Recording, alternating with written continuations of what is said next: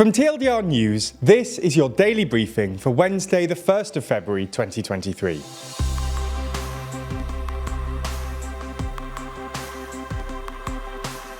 Good afternoon. In today's Spotlight story, we run through everything happening in politics in February. This isn't the only thing happening in the world though, so we'll run through three of today's other important stories. But first, what's happening this month? We finally made it to February, after what felt like an extra long January. So, as it's the start of the month, we're going to run through the elections, referendums and votes you can expect between now and the end of the month. Things kick off on the 5th of February, where there are three political events to look out for. These are a constitutional referendum in Ecuador, a presidential election in Cyprus, and a general election in Monaco. Cyprus's presidential election is a two-round system, so if, or more likely when, no candidate gets over 50% on the 5th, a second round will be held a week later. The president of Cyprus is the head of state and head of government.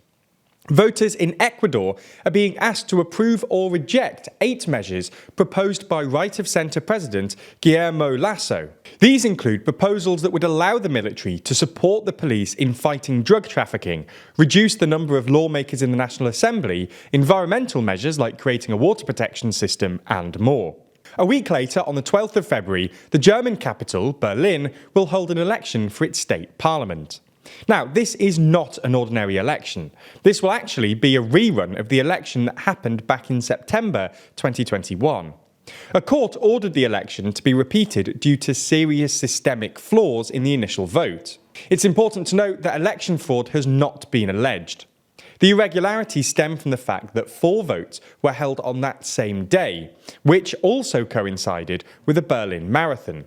This meant there were problems like polling stations being inaccessible, ballots being sent to the wrong place, people being issued incorrect ballots, and more. On February the 19th, Bangladesh will elect a new president, which is largely a ceremonial position.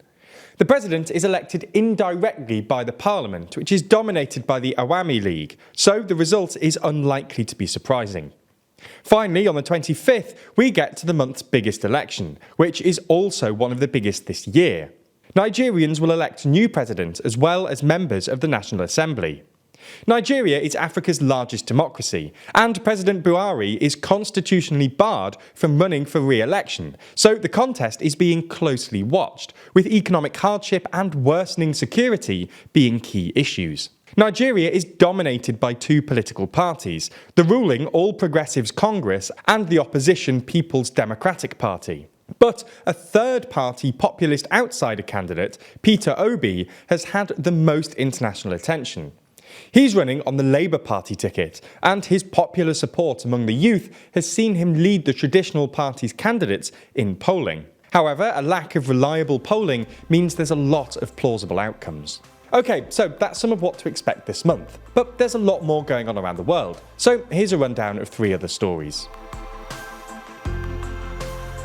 In a highly publicised visit, the Pope visited South Sudan and the Democratic Republic of the Congo this week. He used this trip to expressly tell other wealthier countries not to exploit Africa, in a particularly fiery opening speech to the Congolese parliament. In this, he said, "Hands off the Democratic Republic of the Congo, hands off Africa."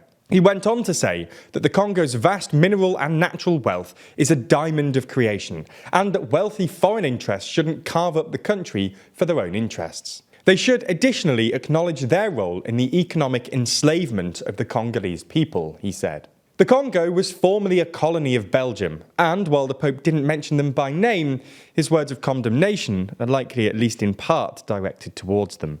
There's more on the way, but be sure to subscribe and ring the bell to make the daily briefing part of your daily routine, or just search for us on your podcast app to listen along. We move to Italy now, where a convicted anarchist, Alfredo Cospito, has been moved to a jail in Milan amid fears that his health is worsening due to a more than 100-day hunger strike. Cospito is in prison for the kneecapping of an Italian nuclear energy boss in 2012 and the double bombing of a police academy in 2016. He's on hunger strike in protest against his treatment in jail, where he's under the strict 41-bis isolation regime, which is normally reserved for top mafia bosses. He was placed under this strict regime, which has been criticised by some as unbearable and a medieval form of punishment, after he wrote articles from prison encouraging fellow anarchists to continue their armed struggle. There have been street protests by anarchist groups against Cospito's treatment in prison. Italy's foreign minister has even increased security at Italian embassies around the world, saying that they're at risk of anarchist attacks. In some embarrassing news for the UK today, it's been revealed that HMS Vanguard, a nuclear submarine, has been repaired using glue. During an inspection of the cooling pipes, a bolt fell off. The defence contractor, Babcock, simply glued the bolts back on and reported it as a procedural glitch, without mentioning that they simply glued the bolt back on. This story was first reported in The Sun, who spoke to a Navy source about the incident. They said that it's a disgrace. You can't cut corners with nuclear. Standards are standards. Nuclear standards are never compromised. In response to this story, a spokesperson for Babcock said that any quality-related issue is a huge disappointment, but our own robust inspection processes discovered the issue. There was no safety or operational impact from the work. In a recent daily briefing, we told you about a tiny radioactive capsule that went missing in the Western Australian outback. For our final story today, we can update you on the story and give you some good news. Incredibly, the capsule has been found. The state's emergency services carried out a relentless search operation over the past 6 days along a 1,400-kilometre stretch of the Great Northern Highway, where the capsule had been lost. The radioactive capsule was found near the town of Newman, near to where its journey had begun, thanks to specialist radiation detection technology. An investigation is underway as to how the situation happened, and charges could be laid if negligence is proven. That's all we have time for on YouTube today, but if you want to see our extended ad-free edition of the Daily Briefing, that's over on Nebula.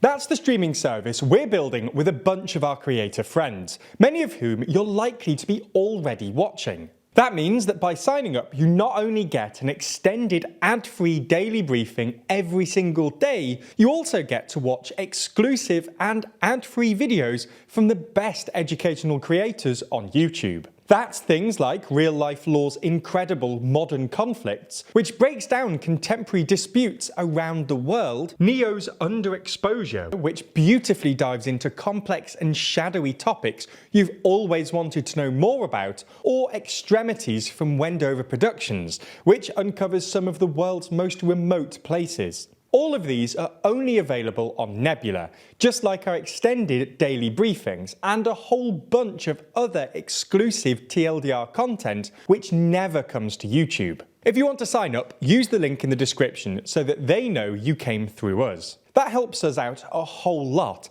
as does watching on Nebula more generally. So thanks for signing up, and we'll see you on Nebula.